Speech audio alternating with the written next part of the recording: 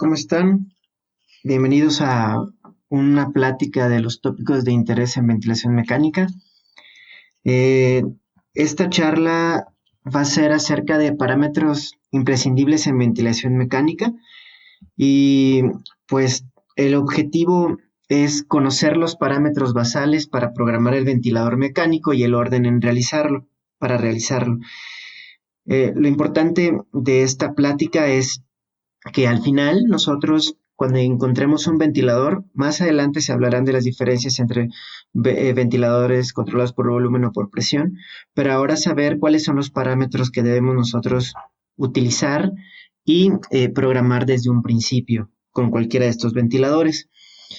Bueno, aunque pareciera no tan importante, uno de los parámetros que hay que tener primero en el ventilador son las alarmas. ¿Por qué las alarmas? Porque en muchas ocasiones tenemos no solamente un paciente o dos, sino tenemos más, ¿no? 5, 6, 7 pacientes. Y ciertamente se han hecho estudios en los cuales se hace la pregunta, investigación de cuántas veces que suena una alarma realmente es por algo que le esté pasando al paciente o pues porque el compañero de enfermería le hizo una aspiración y cambiaron los flujos o los volúmenes, o porque el paciente empezó a moverse un poco, o porque empezó a despertarse. Cosas que también son importantes para nosotros saber, pero no necesariamente tiene una implicación en la función del ventilador con el pulmón, o el ventilador mecánico con el pulmón. Eh, sí, la mayor parte de las veces no es un problema en sí del ventilador con el pulmón, pero aún así, las veces que lo son, es importante que nosotros sepamos qué es lo que está pasando. Entonces, hay que programar las alarmas. La programación de las alarmas depende del ventilador, es cómo se va a realizar, pero es menester conocer nuestro ventilador o el ventilador que estamos utilizando y saber en dónde se van a estar programando las alarmas, ¿sí? Hay diferentes alarmas, algunas pues pueden ir desde saber cuál es la presión en la vía aérea, cuáles son los flujos, saber el volumen mínimo o el volumen máximo inspirado o expirado, ¿sí? Entonces, bueno, nosotros lo colocamos ahí y en el momento en que sale del rango, ya sea los flujos, los volúmenes o las presiones, el ventilador nos va a avisar, ¿no? Con un sonido que cada ventilador tiene. Bueno, después de ya de tener las alarmas del ventilador, vamos a poner un modo ventilatorio. Los modos ventilatorios hay varios, depende también de los ventiladores en sí. Habrá una plática de ello, pero preferentemente para fines prácticos sería buena idea comenzar con un modo controlado por volumen. Porque con el modo controlado por volumen, sobre todo al principio, cuando generalmente nosotros tenemos al paciente intubado y lo tenemos con un bloqueador neuromuscular, sabemos de manera cierta cuánto volumen se le está aplicando al paciente. Claro, puede cambiar nuestro panorama. ¿Sí? Ahorita estamos hablando de un panorama en general. Si un paciente tiene problemas para la expiración, un paciente tiene poco, un paciente tiene asma o tiene problemas con las presiones ya intrínsecas del paciente en la vía aérea, pues tendremos que valorar cuál es el mejor modo de ventilarlo, pero en general solemos comenzar con este modo controlado por presión. Así, de esta manera, vamos a tener ya un volumen asignado y pues vamos a poder controlar este volumen independientemente de la distensibilidad o compliance del paciente o las resistencias que puedan tener. Posteriormente a saber el modo ventilatorio, al conocer el modo ventilatorio con el cual vamos a comenzar, tenemos que programar la fracción inspirada de oxígeno. Es clásico que cuando no conocemos al paciente, a veces puede llegar al paciente ya con un ventilador de traslado en el cual tiene ciertos parámetros y si nosotros pues utilizamos las medidas adecuadas para evitar pérdidas de PIP o pérdidas de reclutamiento pulmonar y pues pasamos el paciente de la camilla para la cama o la mesa, depende si es, bueno, vamos a poner en la cama de terapia intensiva, en terapia intermedia, pues entonces vamos a colocar los mismos parámetros, pero si no, pues podemos comenzar siempre con una FIO2 de 1 o al 100%, ¿sí? Sí podemos comenzar. Y luego, mientras vamos revisando al paciente, colocando el monitor o los monitores, por supuesto, invadiendo al paciente en muchas ocasiones, ya vamos cambiando los porcentajes de la fracción inspirada de oxígeno. Vamos a ir disminuyendo hasta llegar a un mínimo de 92 de saturación en la mayor parte de los pacientes, o nos vamos a los objetivos de los pacientes. Si tiene EPOC, pues podremos llegar hasta 85. Si no podemos alcanzarlo, pues podemos tener un límite inferior. 88, si es un paciente que tiene SIRA, pues bueno, ahí podemos tener como también límite inferior. Pero hay ciertas formas de poder hacerlo dependiendo qué es lo que tenga el paciente, y eso se verá también más adelante en los modos de protección pulmonar. Bueno, pues se puede ir disminuyendo la FiO2 en un intervalo entre 10 y 20 minutos, ¿sí? Recuerden, o sea, los límites dependen de lo que tenga el paciente. Pensando en un paciente, entre comillas, normal, o que no tenga una patología importante, por así decirlo, ¿no? En la Ciudad de México, pues podemos llegar a un límite de saturación del 90%, ¿sí? Y sí, con una meta de llegar a una FiO2 menor a 0.6 o de 60% lo más pronto posible, para evitar que tengamos problemas en el surfactante y para evitar que tengamos un ingreso de radicales libres de oxígeno que puedan lesionar más el tejido pulmonar. ¿Cómo lo vamos a corroborar metas después de programar los ventiladores? Pues por gasometría arterial. Después del FiO2 vamos a irnos a la frecuencia respiratoria. Entonces, la frecuencia respiratoria solemos comenzar en una frecuencia respiratoria entre 18 y 24 respiraciones o ventilaciones por minuto, ¿sí?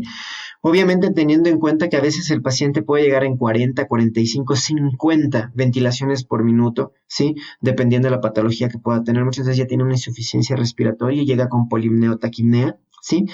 Y esta frecuencia respiratoria es el parámetro más importante para determinar la presión arterial de CO2. Y esto está íntimamente relacionado con el pH, porque nos puede dar una acidosis respiratoria. Entonces, obviamente, vamos a dejarlo entre 18 y 24 al principio, y luego nos vamos a ir guiando por las gasometrías arteriales para tener una meta de una presión arterial de CO2 de menos de 60 milímetros de mercurio. Bueno, ya tenemos menos de 60 milímetros de mercurio como meta de la presión arterial de CO2, pero también ya en el momento en que llegamos a la meta, debemos de saber si el paciente o la paciente tenía este límite o tenía este valor de presión arterial de CO2 como una compensación al bicarbonato. Y para hacerlo vamos a utilizar la fórmula de bicarbonato por 1.5 más 8. Así, de manera aguda, vamos a poder comprobar si el CO2 estaba compensando al bicarbonato para tener una pH más o menos pues adecuada, ¿no? Muchas veces no se alcanza, pero pues podemos verlo de esa manera. Generalmente, cuando hay un proceso agudo como una neumonía, el CO2 no está compensando al bicarbonato, o está comenzando la compensación, pero no es suficiente. Entonces hacemos la fórmula, vemos que está fuera de los parámetros y ya sabemos que no es realmente lo está compensando, y pues ya daremos el tratamiento pues adecuado dependiendo que tenga el paciente. Bien, entonces ya tenemos la frecuencia respiratoria y nos vamos al volumen tidal. Cuando llega el paciente, se programa de 6 a 8 mililitros de volumen por kilo de peso predicho. Sí, este es el volumen con el cual el paciente llega. Hay que recordar que lo que nosotros ventilamos y el volumen que nosotros solemos meter son 7 mililitros, o si somos más puntuales, entre 6.6 y 6.8, que muchos compañeros anestesiólogos lo utilizan en cirugía, ¿no? El clásico 6.6 mililitros por kilogramo de peso predicho. Pero entre 6 y 8 está bien en el momento que llegue el paciente, y luego vamos a ir cambiándolo dependiendo si necesitamos ventilarlo de una manera protectora. Entonces, llega el paciente, lo dejamos en ese volumen tidal. Las presiones que nosotros vamos a medir no deben sobrepasar de 35 centímetros de presión inspiratoria pico, ¿sí? Para evitar barotrauma o volutrauma. Y si sobrepasa estas presiones, pues entonces debemos ir bajando pues el mililitro por kilo de este peso, hasta ahora sí meter a metas de Arsnet, porque seguramente si está la presión pico tan alta es porque pues algo tiene el pulmón. Entonces nos vamos a metas de Arsnet y podemos llegar hasta volúmenes tan bajos como 4 mililitros por kilo, solamente con mucho cuidado de la presión arterial del CO2 y la pH, que pues obviamente está en relación con este aumento de la presión arterial del CO2. Y posteriormente que lleguemos a estos objetivos, ya podemos empezar a medir la presión meseta, que sabemos que la presión meseta es la presión que hay directamente en el alveolo y que esta presión pues es la que nos va a provocar más problemas cuando estamos midiendo esta relación que hay entre la ventilación y la perfusión por los cambios que vamos a tener en esta presión y la dificultad que podemos tener en el paso de oxígeno y el retorno de CO2 con el alveolo y los capilares. Ya con estas medidas, pues nos vamos a ir a la presión meseta. La presión meseta nos va a servir para conocer qué pasa con el alveolo y hay que evitar una sobredistensión. Cuando hay una sobredistensión, vamos a tener nuevamente problemas en la ventilación, perfusión. Así que hay que medirla. Las metas es tener una, parámetros menores a 30, a veces no podemos llegar a ello, pero entre 30 y 35 haciendo todo lo posible. Luego veremos más adelante qué es lo que hay que hacer, pero de alguna manera ir modulándolo para tener, si tenemos más de 35 centímetros de agua, cuidados, mucho cuidado. Ya seguramente tenemos un problema importante en algunas partes de la sobredistensión. Con esa sobredistensión, pues esta dificultad en el paso de oxígeno del alveolo hacia el vaso sanguíneo, y además podemos tener también ya problemas de inflamación, o sea, el biotrauma que nos va a condicionar pues todavía mayor problema en tanto en los neumocitos tipo 1, tipo 2 y en la membrana alveolo-capilar. Sí, estamos haciendo todo lo posible, básicamente lo posible es bajar los volúmenes tidales o el volumen corriente para evitar estas presiones altas, pues entonces nos vamos a ir disminuyendo, o sea, vamos a ir disminuyendo los mililitros como vimos con la PIP, o sea, con la presión inspiratoria pico, y luego, pues si no lo logramos, aumentar la analgesia y sedación o incluso utilizar medicamentos para bloqueo neuromuscular. Ahora, ¿de qué nos sirve esta relación volumen-presión? Pues la relación volumen-presión nos sirve para conocer pues qué es lo que está pasando en estas presiones, lo que les comentaba en unos momentos previos. Entonces, por ejemplo, o sea, si ya sabemos que la presión pico es alta, pues estamos hablando de todo el sistema respiratorio, que algo está pasando, algo está aumentando. Entonces, si la presión pico es alta, pero la presión media y la presión meseta no son tan altas, probablemente haya un problema en obstrucción del tubo endotraqueal o que haya algún problema con el paciente porque sea un paciente obeso en el cual no está aumentando la resistencia, pero a nivel pulmonar no tenemos tanto problema. Acuérdense que las resistencias son más altas de la vía respiratoria superior que la vía respiratoria inferior, ¿sí? Y lo que muchas veces estamos tratando la mayor parte de las veces estamos tratando de proteger es la vía aérea inferior, en donde sabemos que pues, podemos, el pulmón puede tener un problema tal que pues empeore y aumente la morbilidad o la mortalidad de los pacientes. La presión media es importante también, ¿sí? Esta es la presión promedio en un ciclo ventilatorio completo, pero también la presión media nos habla de un todo en general, del cómo está el paciente en un todo, esta relación entre el ventilador, qué está pasando fuera del alveolo en sí, con el paciente. Entonces, muchas veces nos da un parámetro de qué hacer, si aumentar o disminuir sedaciones o utilizar algún otro tipo de técnica para evitar este aumento de las presiones en general. No voy a hablar tanto de las presiones transpleurales que o sea, se reflejan en esto, Más adelante se hablará de ello en otra plática, pero pues sí, nos lleva a entender más o menos la mecánica ventilatoria. Y por último, la presión meseta, que recuerden, representa la presión alveolar en flujo cero, o sea, qué tanta presión tiene el alveolo cuando no entra o sale el aire, que pues este flujo, la rapidez en la cual entra el volumen corriente a, eh, a los pulmones. Entonces aquí podemos ver las diferencias entre las presiones, toda la presión en sí. Aquí vemos que la presión no llega a cero, esto significa que tiene un PIB. Acá tiene PIB, tiene esta presión positiva al final de la expiración. Pongamos que acá sea el número 5, acá número 0. Entonces, esto significa que tiene un PIB de 5. Luego viene este pico, ¿sí? Que este pico nos representa la PIP, ¿sí? La presión pico.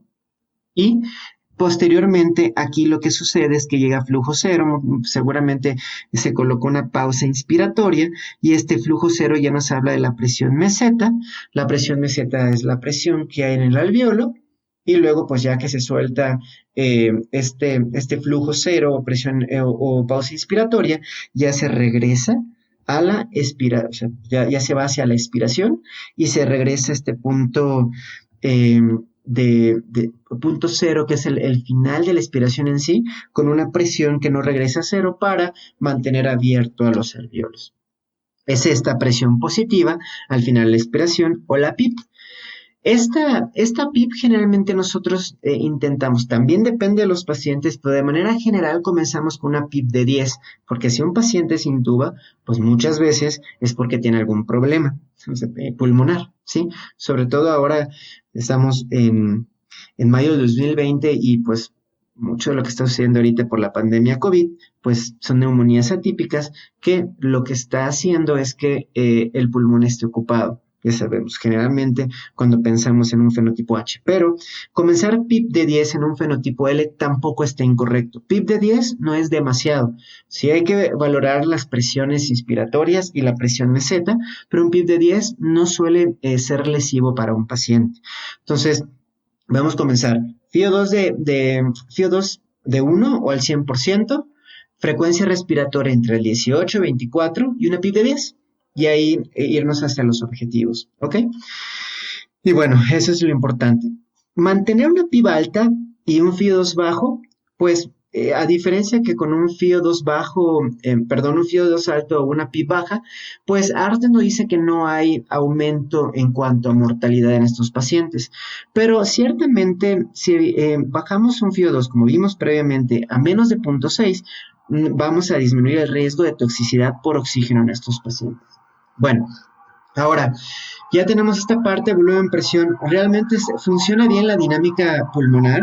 Pues, ¿cómo lo podemos saber si funciona bien? Pues, con la compliance o con la distensibilidad. Algunos compliance lo toman como distensibilidad más elastancia, otros lo toman como un sinónimo de distensibilidad.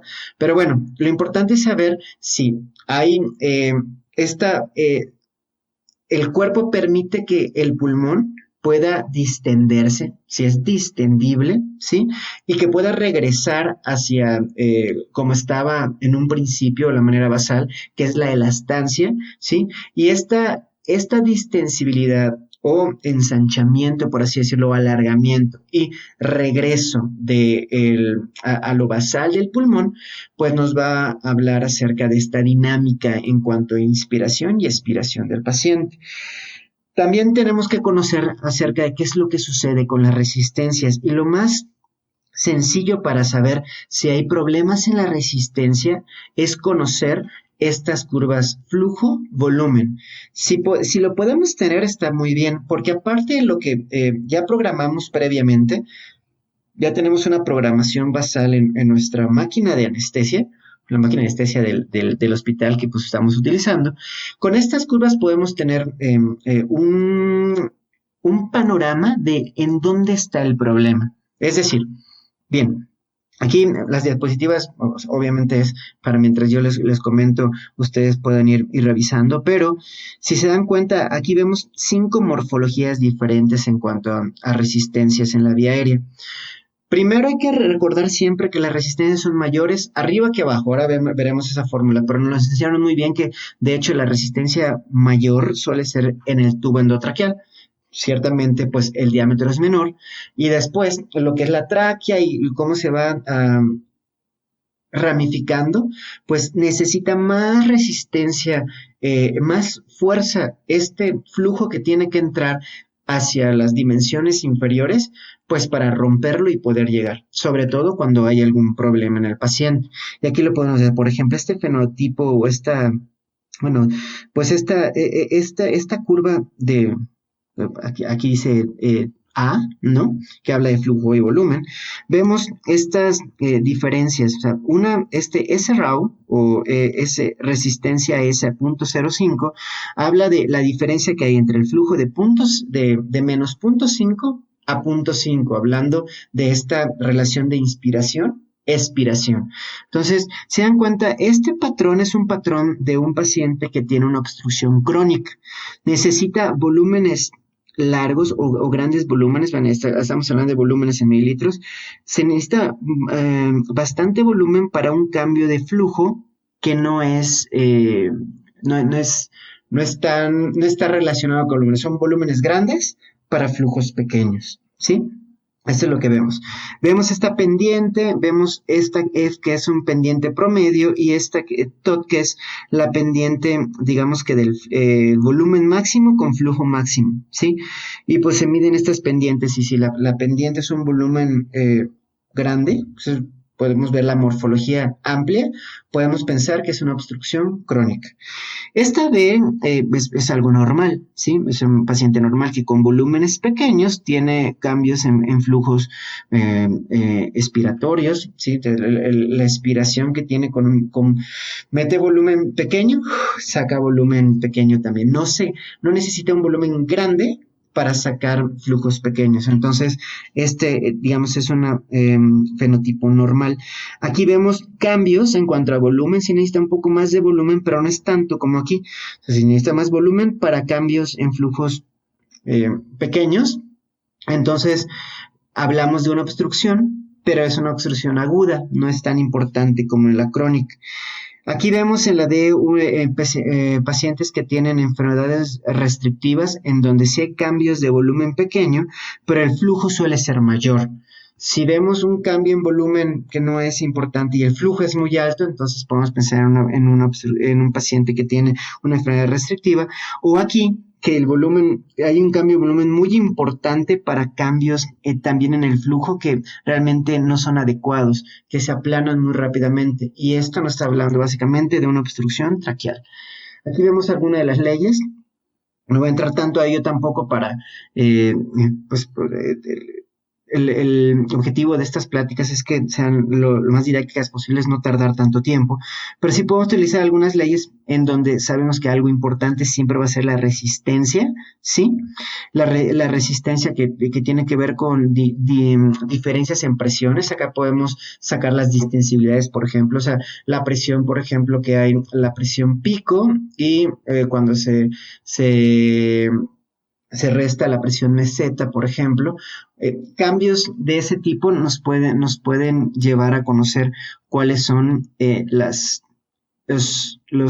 resistencias que tienen los pacientes. O la que utilizamos cuando vemos autovía aérea y sabemos qué es lo que pasa a nivel de la tuba endotraqueal, que se calcula muchas veces cuando el flujo es laminar. Entonces, aquí algo muy importante es el radio, como suele pasar con los tubos endotraqueales. Entonces, los flujos inspiratorios van a ser importantes y se pueden programar también en el ventilador, porque este flujo lo que va a hacer es aumentar la rapidez o disminuir la rapidez en la cual va a llegar el volumen corriente al pulmón. Y con ello podemos disminuir problemas como podría ser el autopip. Así que siempre hay que utilizar estos flujos inspiratorios, conocer cuál es el flujo inspiratorio y cambiarlo si es necesario. Y además también podemos cambiar ya sea el flujo o la relación inspiración-expiración. La mayor parte de las máquinas de anestesia o de los ventiladores que nosotros vamos a utilizar, si nosotros hacemos un cambio en flujo, se cambia solita la relación inspiración-expiración, ustedes lo van a ver. Y si cambiamos la relación inspiración-expiración, también se cambia el flujo. Entonces, con ello, pues nosotros no tenemos que hacer mucho, sino la máquina lo va a hacer. Solamente conocer que con esto vamos a cambiar también lo que es el tiempo inspiratorio, que como ven acá pueden tener cuatro tipos diferentes de formas, esta parte inspiratoria del flujo. Y esto lo podemos cambiar con el ventilador que nos dará ciertos parámetros o nos ayudará en ciertas condiciones. Como es acá, podemos tener un flujo constante o onda cuadrada como esta. Desde el principio es constante. Podemos tener un flujo decreciente, que lo que pasaría es que llega aquí a un pico rápido aquí y después va bajando poco a poco, o ascendente, que es al contrario, tarda un poco en llegar y luego va bajando poco a poco el flujo, ¿sí? También puede tener un flujo sinoidal, que sería más o menos así, que viene en una forma ovalada o como de semicírculo. Todo ello nos puede ayudar en ciertas patologías. En general, nosotros, o lo más fisiológico, por así decirlo, es un flujo sinoidal, pero también podemos hacer un flujo constante. ¿Para qué? Para saber que va a haber una entrega de volumen en menos tiempo, no le va a hacer falta al paciente ese volumen y va a generar, aunque va a generar probablemente mayor presión que con otras patrones de onda. Vamos a tener una clase de asincronías en donde veremos que estos patrones nos pueden servir para evitar asincronías o mejorar esta interacción entre el ventilador y el paciente. La sensibilidad es importante porque con la sensibilidad vamos a poder tener también, o sea, vamos a evitar tener asincronías y vamos a darle oportunidad al paciente en algún momento de poder disparar la ventilación, ¿sí? De poder abrir lo que son las válvulas expiratorias, entonces, o inspiratorias, ¿sí? Dependiendo, bueno, la sensibilidad que estamos hablando del trigger o la apertura del válvula inspiratoria, ya el paciente va a poder meter el aire. ¿Y cómo podemos o de qué manera se puede regular la sensibilidad? Pues se regula ya sea por presión o por flujo. Si se dan cuenta, si la sensibilidad es bajita, por ejemplo, que lo tenemos aquí en 0.5 o en -5, el paciente llega hay un cambio en flujo de -5 y en el momento en que el paciente ingresa el aire es negativo el flujo hasta -5 en este patrón, por ejemplo, o en este ventilador, y el ventilador dispara el flujo y comienza un ciclo respiratorio ventilatorio. Y acá podemos ver otra vez con el paciente y aquí otra vez con el paciente, entonces no tenemos problemas con ello.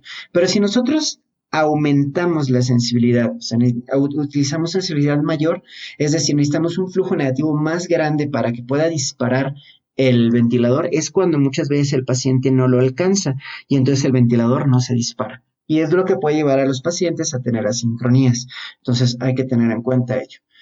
Bueno, esta es de una manera muy básica cómo podemos comenzar con la ventilación. Para concluir, los parámetros básicos para comenzar una ventilación mecánica deben ser individualizados con el objetivo inmediato de disminuir la hipoxemia.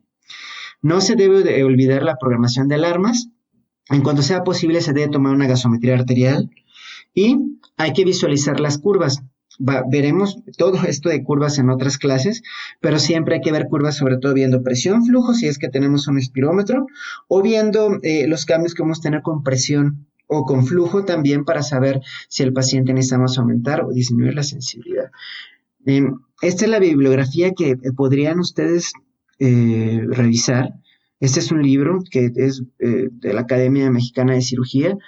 Salió en el 2013, pero pues se ven bastante bien las curvas, está bien ejemplificado y pues en estos artículos podemos ver cambios en cuanto a la pletismografía o estos cambios en cuanto a las resistencias y aquí un poquito acerca de qué hacer si comenzamos con estas curvas pero no podemos llegar a los objetivos que estamos buscando. Bueno, pues eso es todo. Como siempre, este es mi correo por si hay alguna duda y pues que les vaya muy bien. Hasta pronto.